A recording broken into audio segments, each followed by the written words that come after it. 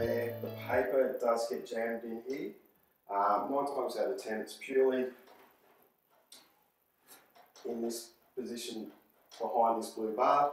We'll just unclip the blue bar, which is 2 little tabs here, take it off and clean up in that section there. That's where the paper will jam up. If you try to force too much paper in one hit when you're loading them, it will jam up in there. But it is a simple exercise just to unclip this. All it is just a blue bar. This blue bar just stops the paper from wrapping around on itself, making sure it drops down. So it's just got 2 little side lugs that clip into here, and it's basically push them in and this will pop straight off. It's the same to reinsert it. Find the lugs, click it back into place, and away you go. You should be able to just grab it like that and just come through. They are designed, if you see the image there, 2 hands, got it nice and evenly like that.